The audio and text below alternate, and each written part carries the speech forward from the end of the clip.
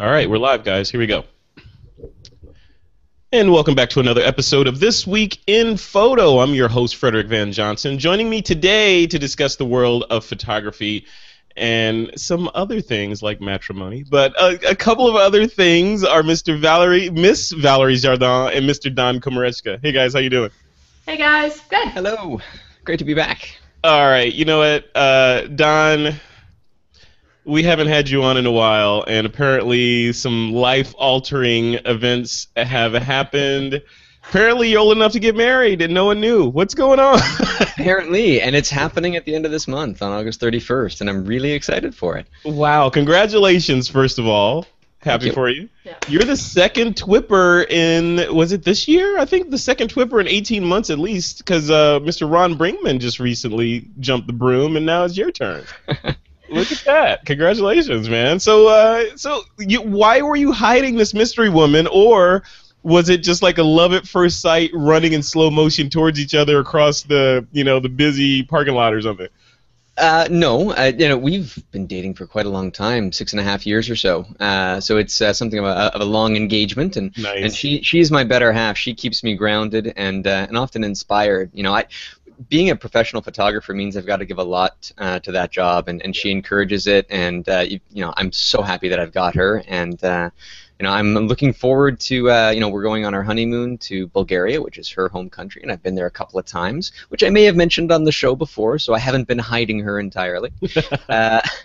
But no, that'll be a lot of fun, and shortly thereafter I'm heading off to the Yukon for another photographic expedition in Canada's north.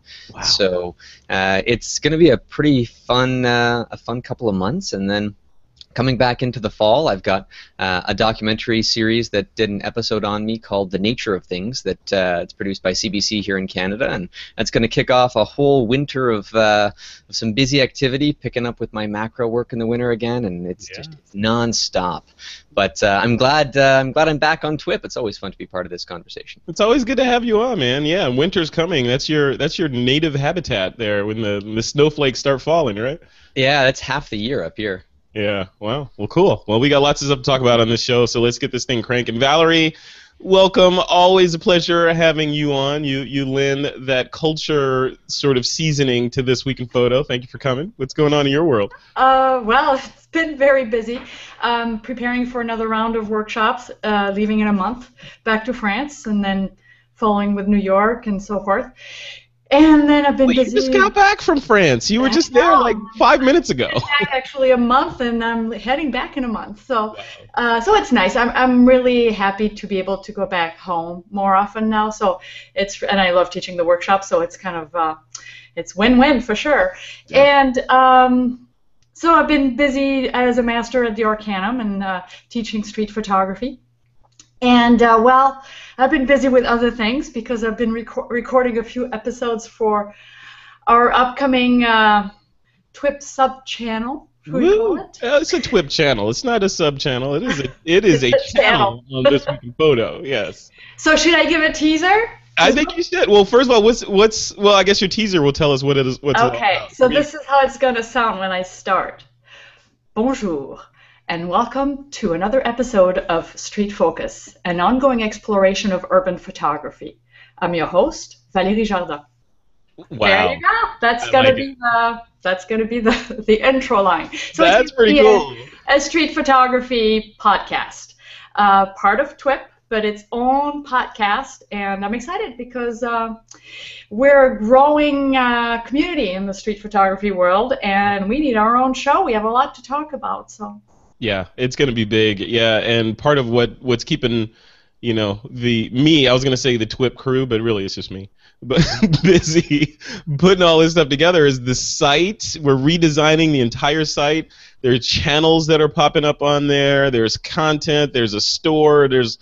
It's insane what's about to break loose onto the photography industry. And Valerie, your show, as you know, will be one of the first ones that hits the stream. So thank you. Ready when you are. I know. My finger's hovering over the button to bring the site live. It's crazy.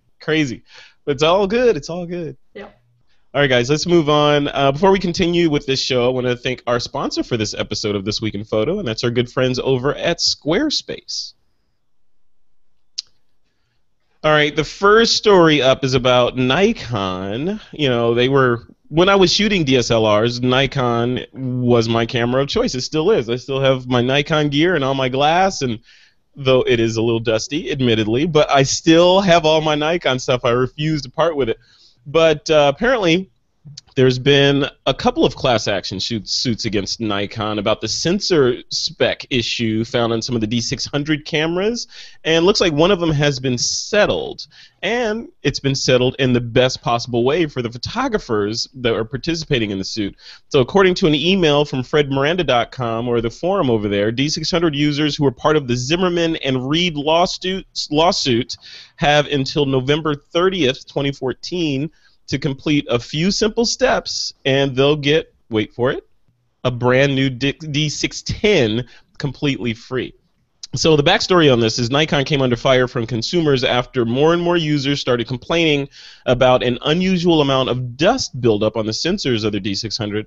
And Nikon initially said, yeah, whatever. They downplayed the complaints, but as more and more people started, complaining, and the roar of the crowd grew, Nikon issued a service update offering free repairs, but too little too late. By then, several class action lawsuits had been filed against Nikon, and this Zimmerman and Reed lawsuit is the first one to kind of bear fruit in the form of free D610s for all the photographers that are participating in it. Now, Don Komarechka, I'm going to throw this at you first, obviously because you're, I think, of the three of us, you still shoot DSLRs primarily because of the nature of the work that you do. But when you saw this, is this like being armchair quarterback and sitting in the Nikon CEO executive seat there, you see these complaints start coming in. Do you, A, dismiss them and say, hopefully, a couple thousand people that are affected, we'll just deal with them on a case by case? Or do you initially, when you see the first few, you say, okay, we have an issue, let's correct this before it goes to Zimmerman and Reed? What do you think?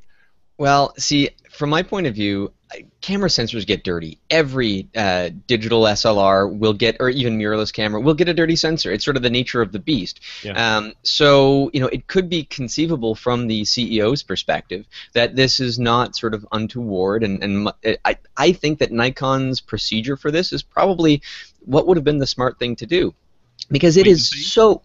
Yeah, it's so unbelievably costly for Nikon right now to be taking back all of their D600s. Right now, even if you're not part of the lawsuit, you can send back your camera to Nikon, and they will replace the shutter mechanism and all the related pieces, and then send it back to you at no cost to you, even if it's out of warranty. Yeah. And then if the problem still persists, then call them back, and they'll still try and fix the problem by giving you a new camera.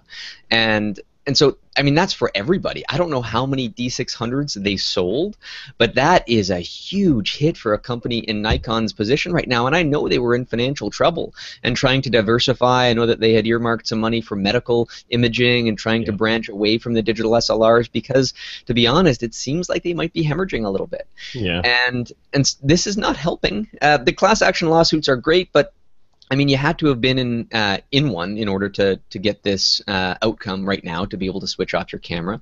And even if you weren't, well, you can get it repaired by Nikon at no cost. So I don't know if it matters too much to photographers, except just leaving a bad taste in everybody's mouth. Yeah, I can imagine being one of the accountants over at Nikon, and this comes across your desk, and you're like, are you kidding me right now? Seriously?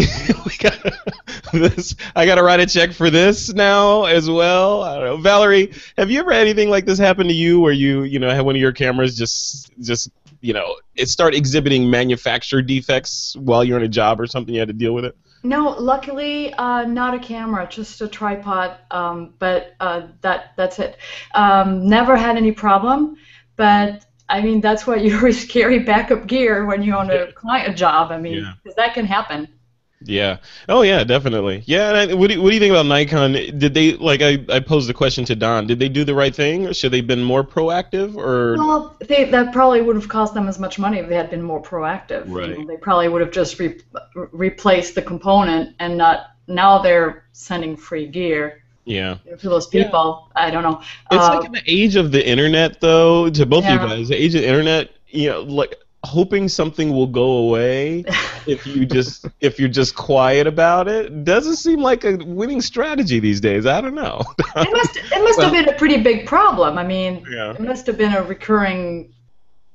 I mean, I know like my 5D Mark II, which I sold recently. I never had.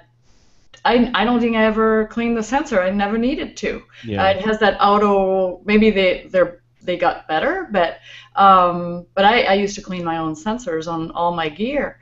Yeah. I don't need to do that anymore. You don't shoot at f/22 ever anyway, though, right? So you would never, So I would not know. never see any dust. You're always wide open. I can't change lenses, so I don't need to worry about dust. I've been known to shoot at f/180 on occasion, so dust can be a big factor when you're dealing with those kinds of apertures. But you know, it's funny because a couple of years ago, I had one of my lenses break on me in the field. I was in Istanbul, and my 24-105 just stopped functioning. Period. It would give an error unless it was locked in at 24 millimeters, and then I could maybe sometimes use it. And so researching this problem, I found out that, yeah, pretty predictably, if you use a 24-105 from Canon for 3 years or more, there's a little ribbon cable that moves back and forth with the aperture assembly as you zoom the lens in and out. And it's just a manufacturing defect that it gets worn out and it'll eventually snap. And Canon, of course, will charge you for this. And so there's a lot of issues from other manufacturers. Nikon just got singled out for this one. Yeah. But they're not the only ones that are having this problem. But I guess there's not enough people complaining about these other little things because there's not enough of a public eye on it. Yeah. And to make matters worse, the other lenses I had with me were my extreme macro lens, my 65mm macro lens, and my fisheye lens. Wow. So I had no usable mid-range lens. I was just a tourist. I wasn't on a paying job. But you know, still, it still is a huge problem.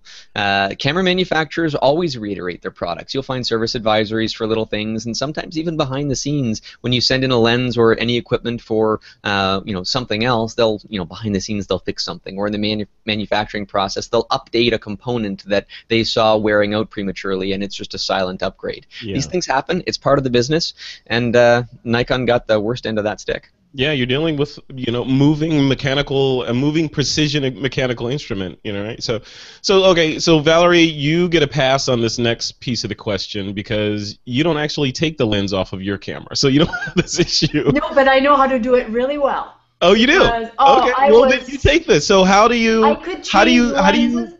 make sure you don't get dust in there? And because you're on the street a lot where it's dusty, yeah, well, how do you mitigate that? I always avoided changing lenses. I was always a one camera one lens on a photo walk, but occasionally on the job I had to change lenses. Mm-hmm. And I think I even wrote an article on that.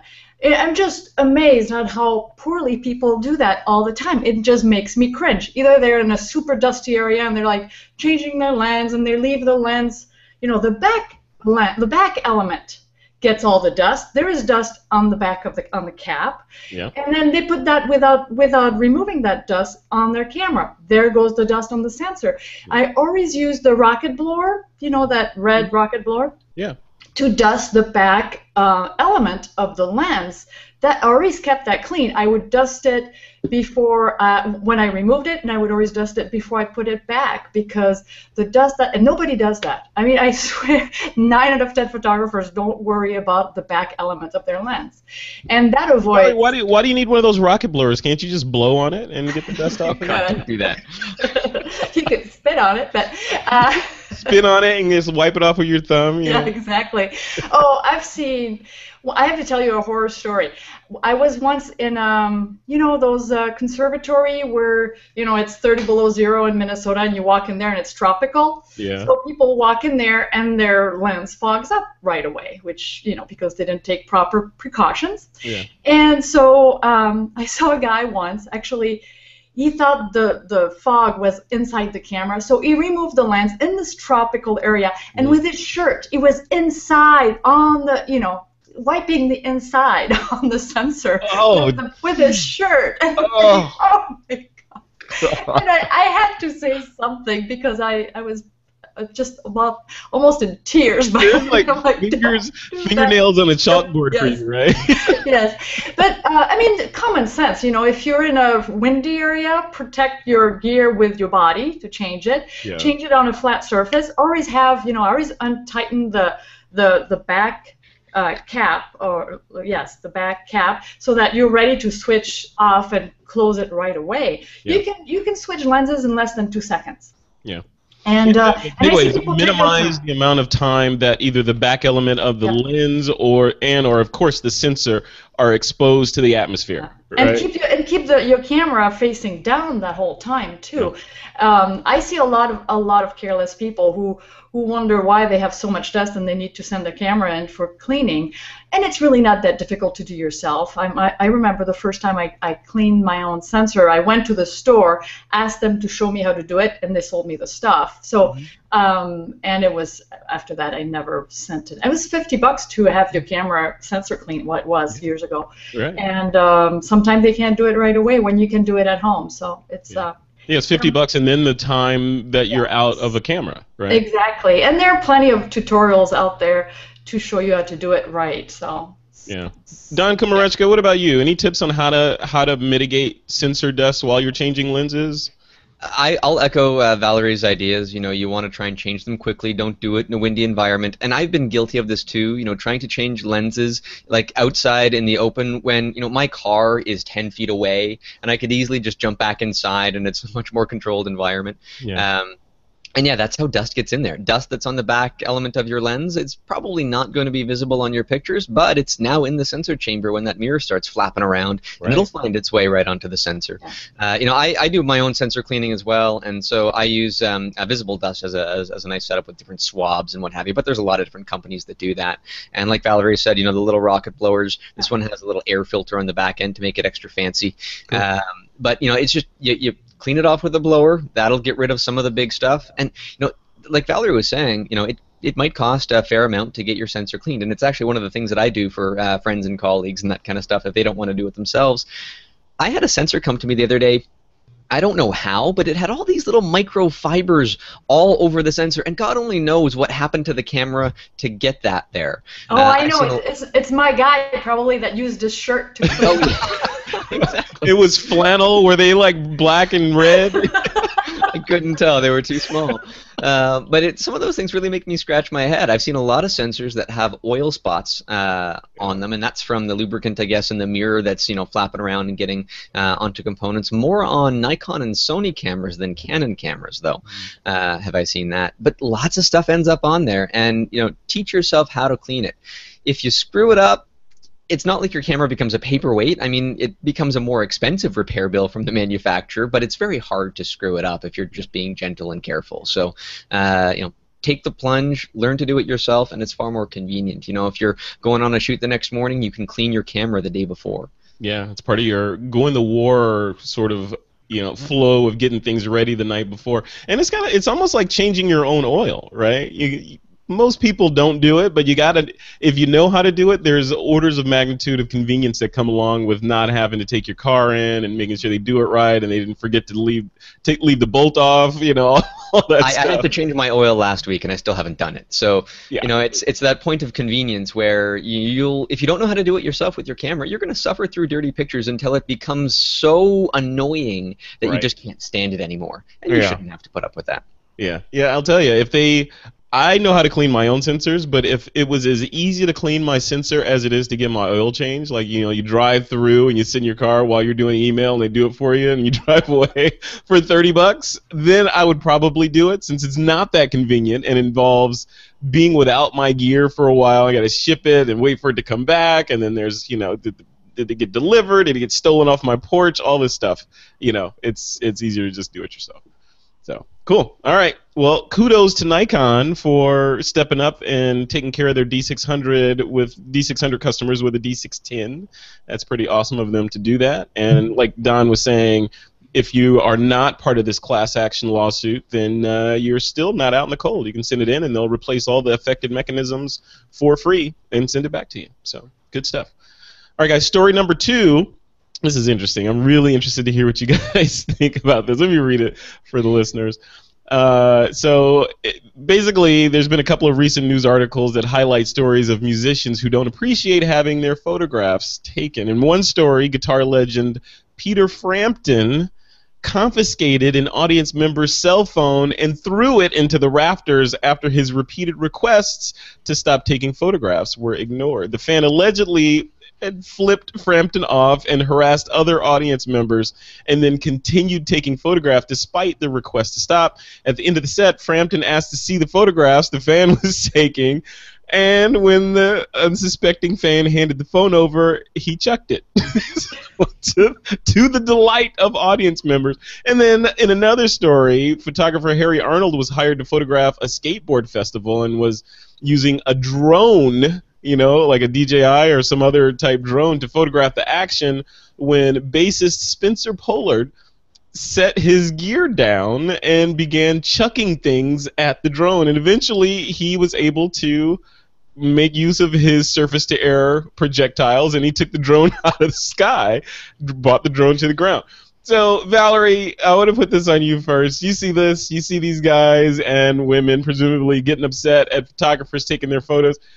Is there anything that they can do? I mean, is it like spit in the wind here? Because it's like everyone can take an image, and you're gonna single out one person that's being annoying, and then you're a celebrity. So by the fact that you're getting mad and taking that fan's photos, it's making news, and now you're on TWiP.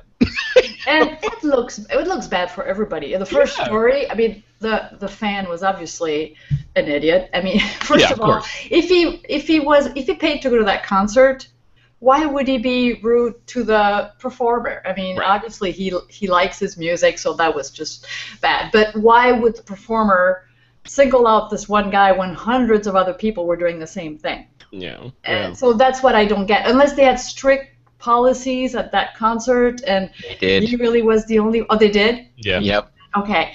So then it makes sense, and he got a little. Yeah, he went a little far. But I can see how frustrating it must be, too. And if the guy was that rude and that obnoxious with the audience, I may have done the same thing. But okay. But looking at this, Don, like you highlighted, so yeah, there was rules that you shouldn't have been doing this to begin with. But as the performer and the headliner of this, should you be taking it upon yourself to enforce said rule? Well, see, shout out to people with the VIP and the security T-shirts on to come take care of it. Well, they weren't there. I mean, from what I read in the article, and I read the full thing, like Peter Frampton was trying to find security people, but I mean, he was performing at the time, right? Yeah. And security can clearly be seen because this guy was there with somebody else, and this couple, he was recording with his phone, which was one of the things they can't do, and she was using a digital SLR and using flash, and there's no flash photography allowed. Right. So I think that the annoyance was sort of both of them combined, and judging by the crowd's reaction after Frampton threw the phone and everybody was cheering, it sounds like they were all thinking the same thing. Yeah. But I mean, these people had the nerve. They arrived late, and so they were annoying people right from the get-go. But even after Frampton threw the phone, this guy's partner was continuing to shoot with flash after this event, and had the audacity to stand in line and ask for Frampton's autograph afterwards. Wow. I would have given her an autograph, but it probably would not have been my name. Yeah. There's a few choice words I could have used. It would have started with an F, but probably wouldn't have been my name. I'm just saying. I love Frampton, and I love him even more from this. I mean, he took matters into his own hands because nobody else was going to do anything about it, and it was hurting his performance. Yeah. And he's there for everybody, not for these one or two people in the front row that think they own the show. Yeah, who ruined it for the rest of us, right? So. Yeah, all this because they threw. I'm sure his performance suffered because he was agitated because this was going on. So I'm sure he wasn't performing at the height of his talent, right? Because you're looking at people flashing on you and all this stuff. So. Oh yeah, it's disruptive. I mean, I can't even imagine. So yeah, I must have missed that in the story that there was actually somebody else with the flash too. That's really Yeah, that's bad. Yeah, yeah. And this other story also echoes this. So let me read this one. So this is story number 3. It says, if you're planning, this is what Bruce wrote in the notes. He said, if you're planning on taking in a Manchester United game at Old Trafford, and you're planning to bring your tablet to capture some photos or video while you're there, think again. The Photo Club has issued a notice that iPads and other tablet devices will not be allowed into the stadium. Quote, sports fans are increasingly using iPads and similar devices to take photographs and videos in stadiums, raising fears that games could be filmed and copyright laws could be broken. So, why iPads? I don't I don't get it. Like, are you, like, Valerie, we were in, I don't know if you were with us, when we were at the Eiffel Tower in Paris on your workshop, there were people there taking photos of the Eiffel Tower with their iPads. And I was like, really? They're everywhere. I mean, they're at weddings, they're at kids' pageants, what have you. Yeah. They're everywhere, and they block the view for everyone else. Is that the issue? Don't get it. That's the issue? Well, to me, that would make sense, because then why not ban the iPhone? It Right. says tablets. So we're talking something bigger than a phone. So it seems like it's more about obstruction of view than the pictures themselves, because, I mean, obviously people have iPhones that can take better pictures than iPads, so But why not just what's say the that? problem? If that was the issue, that it's, we think you're deteriorating the experience of the fans that are behind you by using these large displays that are bright, we are thereby going to limit their use during these games. So why say that? That was part of the points, I think. Yeah. So yeah, that was one of the points, and that it was then blocking? the copyright. Yeah. Yeah, I don't know. Don, what do you think? Well, first of all, what do you think about this rule and people in general using iPads to take photographs? And then secondly, is this even enforceable? Because there's a lot of people that are in the stands there, and there are a lot of devices. I would think that an iPad is far more an enforceable rule than an iPhone, because the iPad is going to stand out like a gargantuan screen in relative to all the little iPhones. You'll be easy to spot the guy, and exactly by the same reason you don't want him there, because he's obstructing other people's view. In this case, I'm thinking that it's just purely for the enjoyment of other people. I mean, you don't need to bring an iPad to these events. I mean, if you've got a phone, you've got a camera. You can't ask people not to bring their phones into an event. I mean, you're not gonna. Nobody's gonna show up, or everybody's gonna protest it. Yeah, and it's dangerous. You could be waiting on a call from your babysitter or something. Yeah. Well, and so with the iPad, I mean, that is you can leave that device at home. You do not need to bring that with you. And I've been to concerts where I have seen people, at a Manchester United game, at least it's a bright environment. Mm-hmm. But when you're at a concert and everything is dark and you've got this one idiot, hopefully just one or none, but you've got these people that are holding up their iPad above their head, and you've got this, and they're in front of you, and you just get this gigantic screen glow from all the people that are, they do it with phones too. It's more forgivable, but the gigantic screens that we've got these days, it just annoys the heck out of me. I don't want them there. I think we should make a sport out of it. Let's just bring paintball guns to these games, and when the screens go up, you get points for taking them out. I love it. They'll be right out of the way really quickly. This is what I have for concerts. I have my little. Oh, you got a little candle flame there. Look at that. Because they don't allow lighters. Well, they probably do, but I don't. Wait a minute. See, Valerie, when you started on TWiP, you were like. I didn't even have an iPhone. You were a Luddite completely. You're like, I don't know about these computer things. How do you turn this thing on? Where's the mouse? What's a mouse? That's what. And now Valerie's all mirrorless, all digital, chucked her DSLRs, and has a digital candle on her iPhone. Oh yeah, see, I hang out with you too much. Hey, we're just getting started. I'm just about ready to get rid of my my notebook, my paper notebook. What? The one I was teasing you about? That's not happening. Yes, I still need paper. No, you don't. But yeah, the iPad to me, it's I don't know. I just don't get it. Plus, why do when I see people watch an entire performance on a little screen, it's like, why did they even buy a ticket to go there in the first place? Yeah. That's what I don't understand. There are things that I do not photograph or that I don't even want to film. I mean, like, for example, a year ago, I was at the 14th of July fireworks display at the Eiffel Tower. It was absolutely phenomenal. The best display I've ever seen for a full hour. And I could have taken a few pictures, but I didn't because it was so amazing that I just wanted to experience it. Right. And I was certainly not going to experience it behind my iPhone. Right. I think that's just defeating the whole purpose of being in the moment, and or people watching their entire kids' concert on a tiny screen instead of living the moment and enjoying it. That is something that it just drives me crazy. Yeah, So, it's interesting you bring that up. I was having that conversation with someone the other day about the idea of when do you put the device down or the camera and enjoy the moment, right? Mm-hmm. Because I remember when I was in the military going on these exercises or jobs or whatever and not even remembering what it was like to be there because the entire time my head was pressed against looking through the viewfinder. So I only experienced it at whatever field of view that my lens had at the time,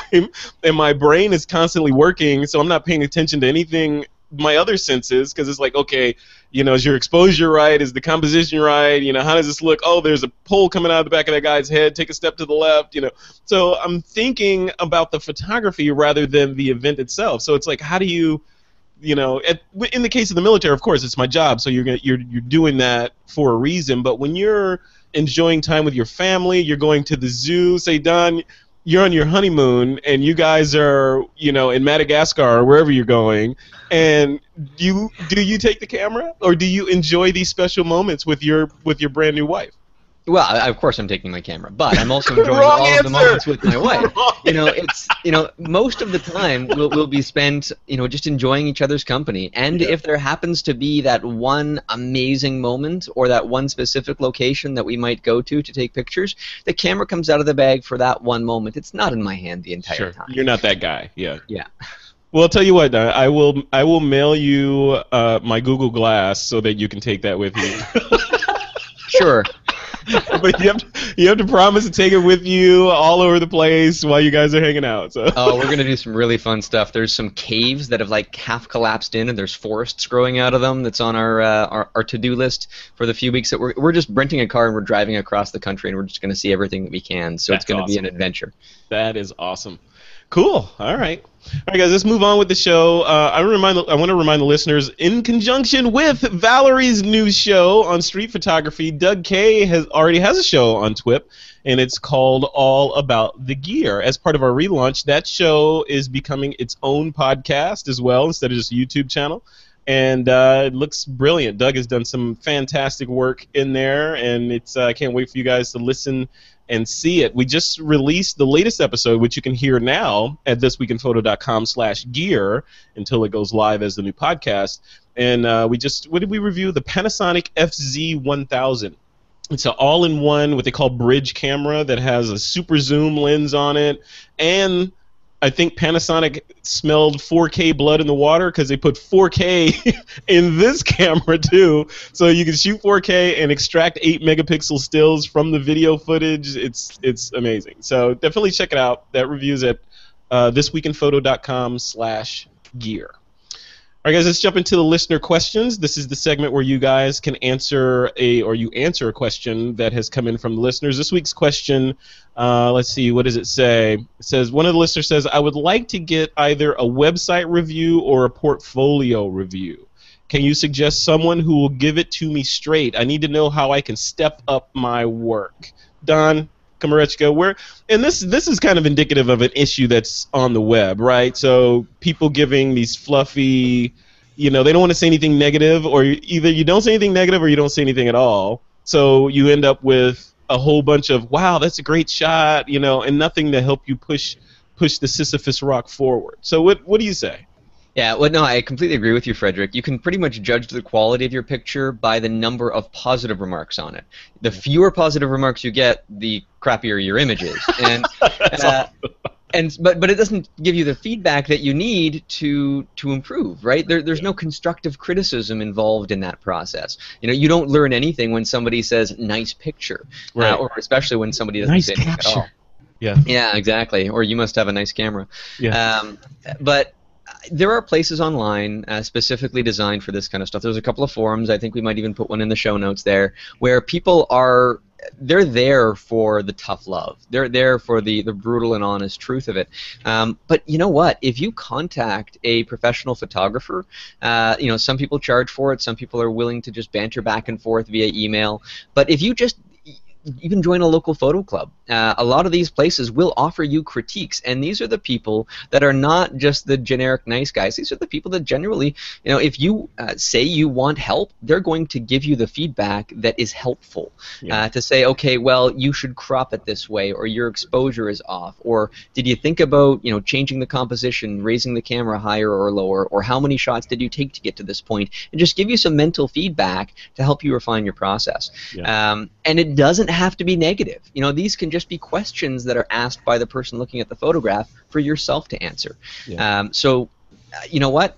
If I'm going to put this out there, maybe it's going to be crazy, but if anybody wants to have a photograph just commented on, feel free to even just send me an email. I don't mind. I'm not going to go into an entire rundown of it, but I'll give you a paragraph as to what you can improve. And I'm sure a lot of other professionals, if they've got the time to do it, they'll do it as well. The forums online, people spend their entire days. If you're an amateur photographer and you love commenting on this stuff, there are people that'll give you the feedback that you want. But you could also consider, I'll leave this one for Valerie because she's active in the Arcanum, but that's a great place to get that kind of feedback as well. There's many venues out there. Absolutely. Valerie, yeah, I was going to mention that. So the Arcanum, right? That's kind of what the Arcanum was designed for, so that you can get substantive feedback from someone, right? Oh, and not only from the master, but from your 19 fellow apprentices. So, yes, every 4 levels, you get a live critique, which is recorded, goes into the Arcanum library. So it's done on a Google Hangout with your master. But before my apprentices come for their critique with me, they meet with one another in small groups, sometimes through Hangouts, and they all do check the images that they post. They have to narrow 20 images down to 5 for the critique. So, and then they make changes as they see fit. They all constructive criticisms. If you made it a square crop, you probably would have a stronger image, or maybe that would be a better black and white with color. Mine is in street photography. So that is very helpful. They learn so much. Just that in itself, I think, is well worth the price of the tuition for the Arcanum, because I do critiques online as part of my business, and just to get a critique every so often is well worth the membership, in my opinion, and they really learn a lot. It's just amazing. Yeah, it's a really interesting sort of metaphor that you guys have, you, Trey, etc.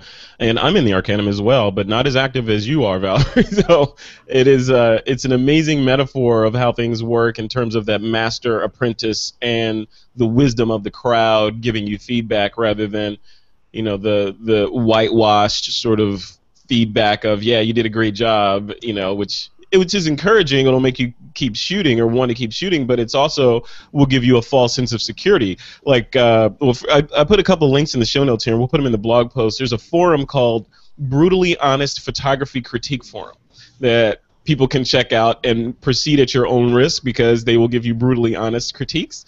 And then there's another blog post that I linked to in there, that it's called the blog post is called "Chances Are You Suck," right?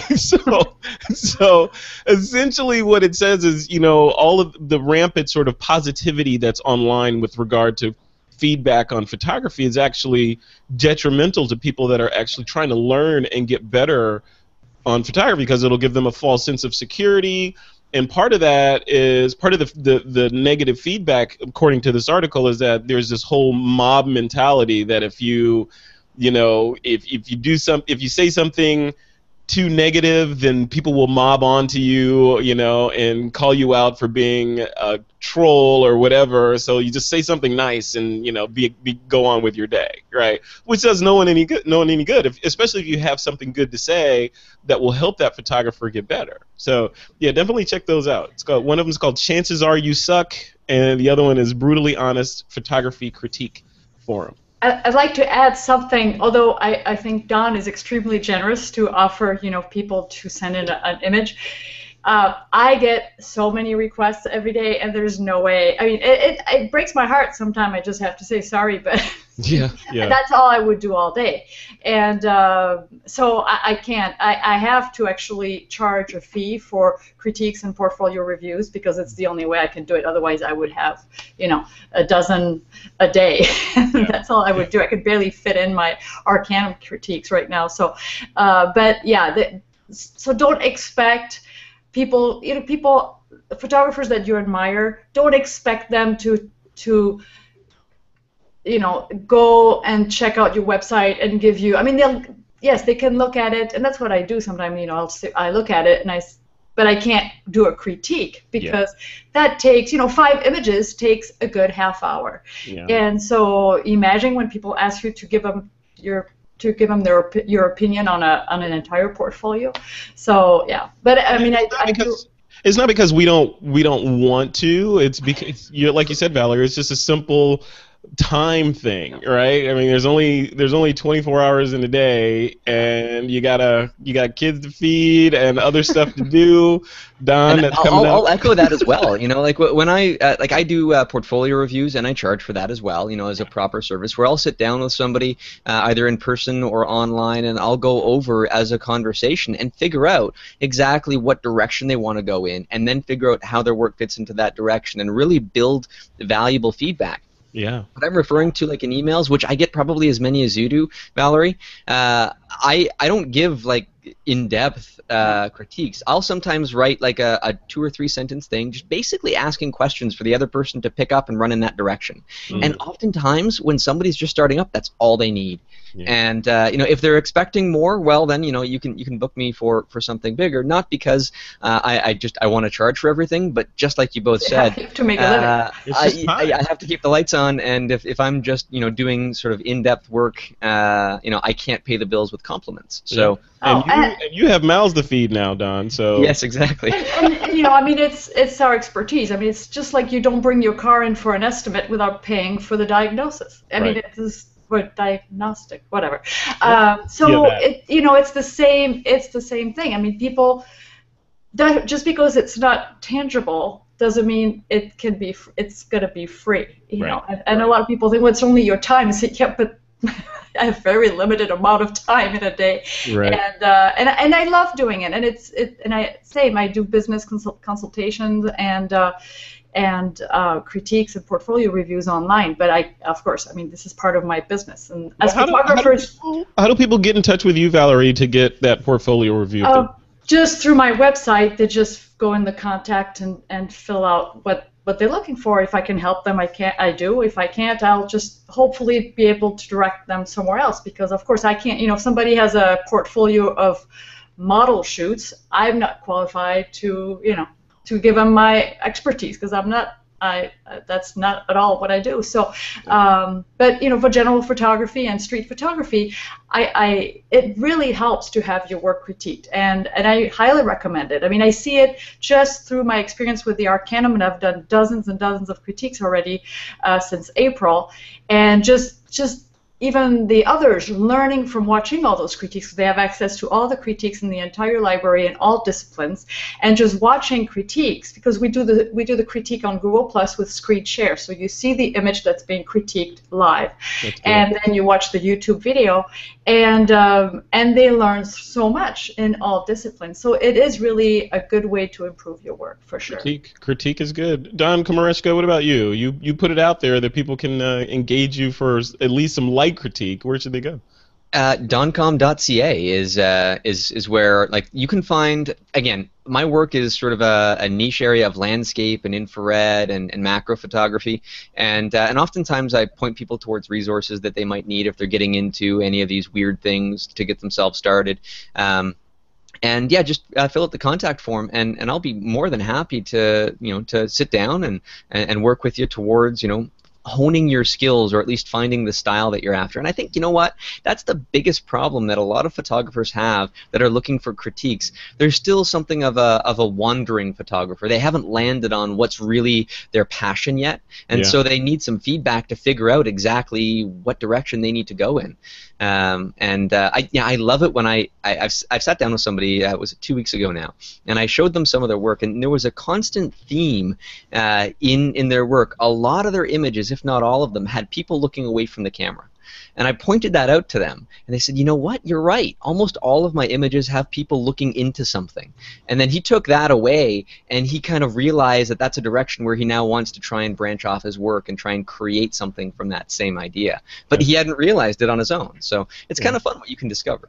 It's almost like therapy, photography therapy. Look at that. You got to help people understand things about themselves, right? That's right. Very cool. All right, guys, let's move into the pick of the week segment. This is the segment where you guys can recommend something to the This Week in Photo masses, as long as it is somehow related to photography. Valerie, I'm going to go with you first. What's your pick of the week? It's a book, and it's called Film is Not Dead, A Digital Photographer's Guide to Shooting Film. So it's by Jonathan Canlis and Kristen Kalp. It's published at New Writers. It's a hardcover book, which kind of is unusual. I was really surprised when I saw it in a hardcover, and I think that's the only way it's available. And it's pretty expensive at $38, but it pretty much, if you've never shot film before and you want to pick up a $10 camera at the garage sale and try it, and that would be a good book to start, because it goes from start to finish, and where to have your film. I mean, it's not about doing the developing yourself necessarily, but where to have it done and so forth. And the reason why I'm pointing that book out is because I see so many people shoot film these days, picking up really funky old cameras, and they love the retro look. They buy a few rolls of film, and then they go out and they limit themselves and they experiment. And a lot of those people have never shot film before. So it's awesome. There are even people on my workshops that come for the weekend workshops especially that shoot film for street photography. And so I feel like it's doing a little comeback, and I hope it's not dead, because we have a lot to learn from the film days, and it's fun. Anybody can pick up a cheap SLR now for $20 and play with it. So yeah, and start creating images. Yeah, it's the romance of film is not dead. It's definitely, and I actually own that book too, Valerie. It's a really good book, and I think it's one of those books that should be on most digital photographers' bookshelves, just so that you understand your roots, where you came from. It's film. All right, thanks, Valerie. That's perfect. Film is not dead. Don Kromarechka, what's your pick of the week? Well, I want to echo one thing about Valerie's pick here quickly. Just behind me, if you're watching the video stream, if not, I'll describe it. It's kind of covered in drapes right now because it's being repaired. Is a camera that's more than 100 years old. It's an 11 by 14 large format film studio camera that I'm in the process of restoring, and I will be using to take some images. Just more for the experience than for any practicality. But it is fun to think about. If I were to take a piece of film that big and get it scanned, that's about 2 gigapixels worth of resolution from a camera that's over 100 years old. It's kind of amazing what you can still do with some of that old technology if you do it right. And it is a dying art. And maybe this is why a lot of people are finding the need to pick it up and explore it again.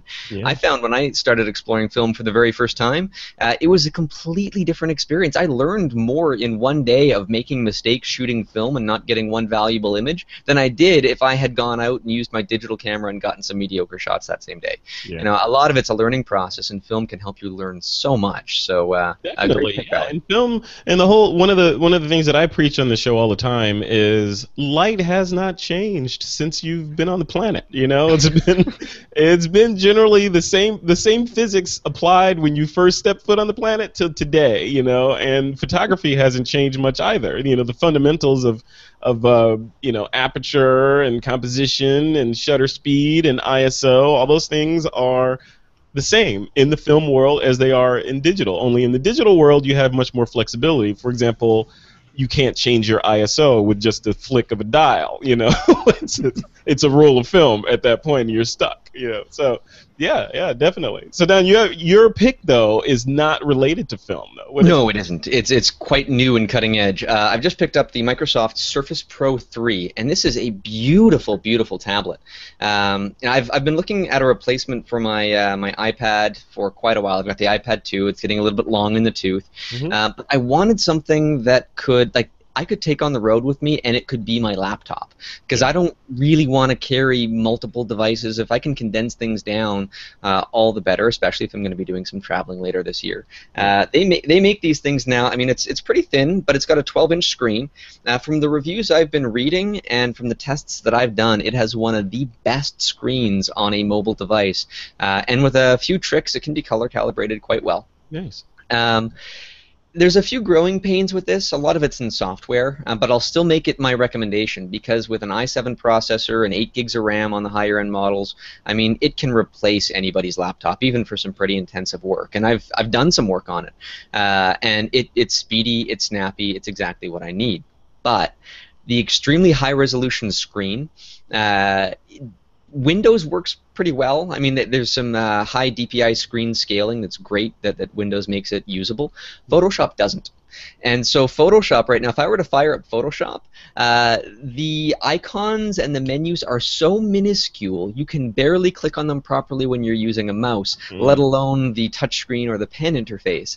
And Adobe has what they call an experimental feature right now, where you can enhance the UI and add scaling and make everything bigger. And it looks like you're running on a computer from 20 years ago at like 640 by 480, and there's almost no room for the image.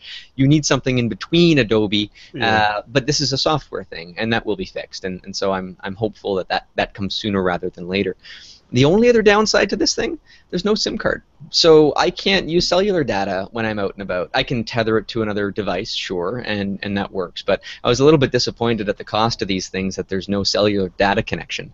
But all in all, I'm thrilled with this thing. No, is the no SIM card on the lower end version, or just no SIM card in general on any of Doesn't matter. You spend $2,000 on the high end model, you don't have a SIM card slot. Huh. Interesting. Can you at least tether it to your phone somehow? Yeah. So it's got Wi-Fi, and so I've got a Wi-Fi tethering, but that means now I've got to take my phone and I've got to go and get it unlocked, and then when I go overseas, I have to not just get a data plan for a tablet, I have to get a full phone contract, or not contract, but a card that can be used for that. It's a lot more hassle for me to have my phone involved in that process when I wasn't planning on bringing my phone anyhow. So it's not a perfect device, but it's still good enough that I'm going to recommend it for people that need something portable, small, don't want a laptop, and easily want to consume stuff and produce stuff. Yeah, you said two grand, right? Well, I mean, that's for the 512 gig model, and so I went all out because I wanted to take a database of stuff with me as well. But they start at like $800 or $900, and then they go up from there if you want a more powerful processor and more RAM and more space. And so there's a sort of a scale there depending on what you need. But the screen and the battery and all that stuff is the same, so you get the same awesome screen no matter which device you're on. Yeah. And for me, like when I do presentations at camera clubs or anywhere, I like to work in a calibrated environment, but if I'm doing my presentation off of my iPad, which I had been in the past, I can't. There's no way for me to calibrate to the projector, so that solves a lot of problems here. Yeah, it's pretty fun. Very cool, very cool. Well, just to note that Valerie's pick does not require a SIM card, batteries, or a screen, and is only $38. Don, yours does, and is $2,000 plus. Yeah, well, especially because it's so much more useful when you have their little keyboard attachment for it. Oh, and the magnetic thing, yeah. It's so secure. This is the best mobile keyboard that I've seen on any of these devices, but it costs $130 on its own, and it's a necessity. You can't get away without it. So. Yeah. I hope Apple goes in that direction with I think the next Air should be like that, right? So it's essentially just the screen with a detachable keyboard that you stick on there, and then you're good to go. I don't know, but all right, cool. Well, Microsoft is leading the pack then, I guess. In some ways, yeah. Lead from behind, as they say.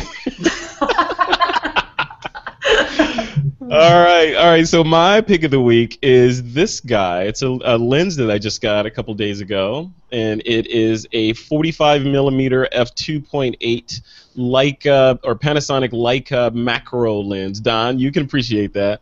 Look at that thing. I'm loving this lens. I haven't shot a whole lot with it other than just around the house, but the images out of this thing, it's image stabilized. It has, yeah, it's just like the quintessential lens for the micro four thirds format if you're going to shoot macro. Valerie, I wish I had this when I came out to Paris with you so that I could do like, you know, little detail shots around the city and all that. And look how tiny this lens is. It's nothing. Yeah, that's awesome. Yeah. Those lenses are also great for portraiture too. And with the stabilizer, usually they put a more robust stabilizer in the macro lenses than they do for other lenses. I'm not sure if it's the same with this particular model, but that means they're great in low light too. So it, you know, you could leave that lens on your camera the whole time, and it's very versatile. I'm looking forward to doing that because, you know, I like portraiture as well. This lens, kind of price-wise, splits the difference between you guys a little bit. This is around 800 and change for this little tiny. Isn't that crazy? Something this little is like $800. You know. But it has the Leica name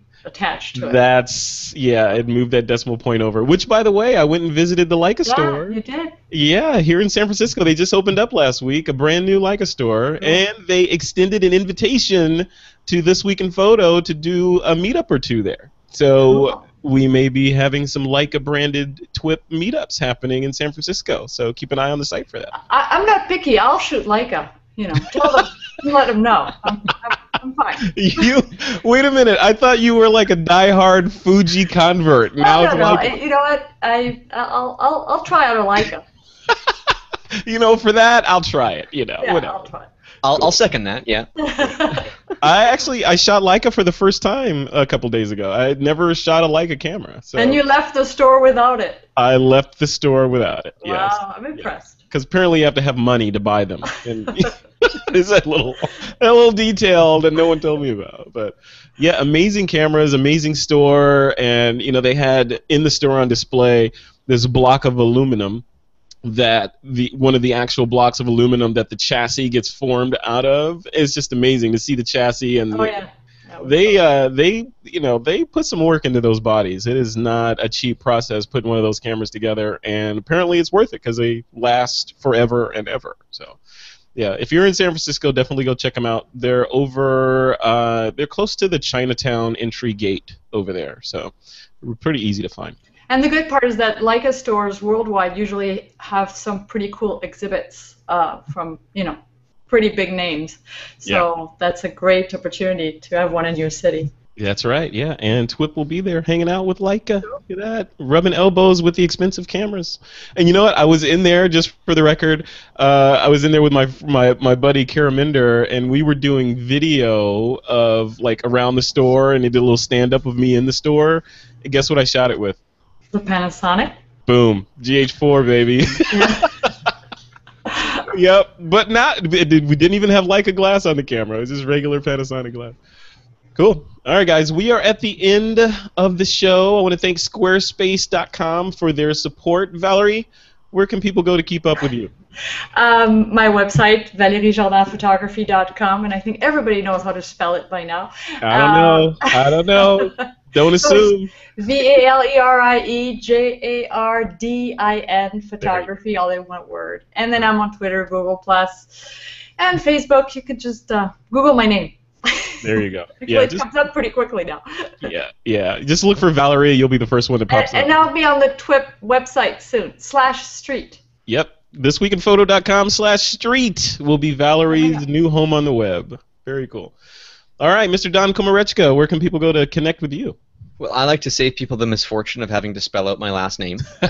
So you can find me at doncom.ca, so donkom.ca, and all my links online are there. You'll find me most active on Google+, and so that's kind of where I find the best audience to throw up all my new work. So if you want to keep up to date with what I'm doing, especially if I'm traveling, then that's where you'll find me. Very cool. Awesome. Always a pleasure to have you both on the show. Thank you. And congratulations. Thank you. There you go. Congratulations, Don. Next time we talk, you'll be a married man, right? And I'll have some adventures to share. Awesome. Very cool. All right, and listeners, you can always keep up with This Week in Photo at thisweekinphoto.com, or Valerie will be at thisweekinphoto.com/street when we launch that very shortly here. And you can find Doug K and his All About the Gear show at thisweekinphoto.com/gear. If you want to touch base with me, you can find me at my website at frederickvan.com. And with that, it is time to take that lens cap off.